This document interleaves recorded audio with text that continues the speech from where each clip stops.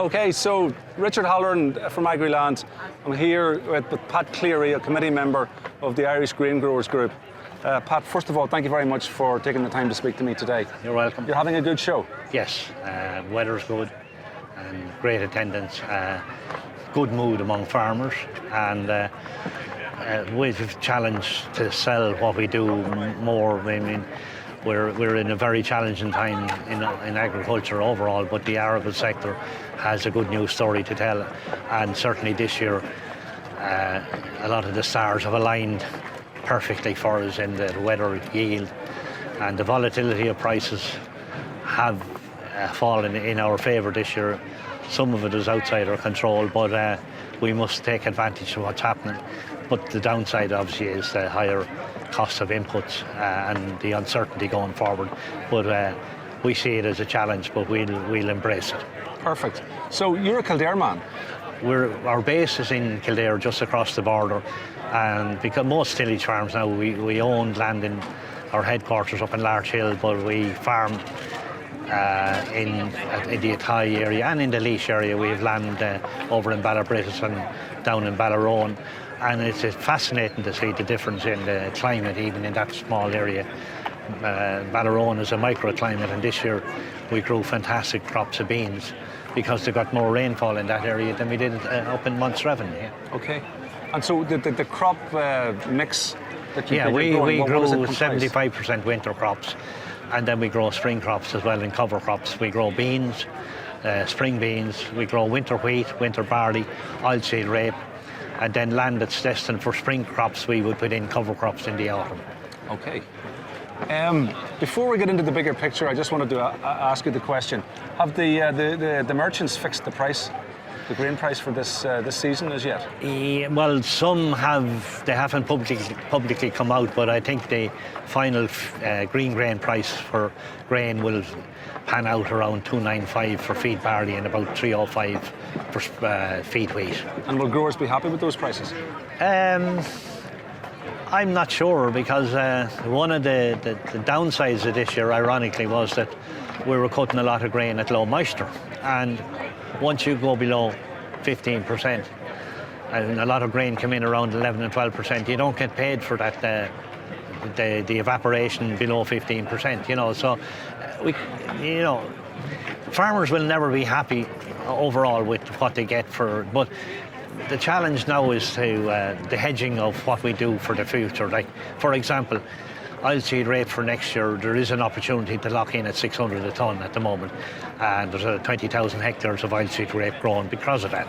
So, yeah, it is a challenge, but this year's pricing overall, if you were lucky enough not to sell early on, but most of us will sell 2 or 3 times during the year. You know, we have to cover, it's too risky if we don't. Okay.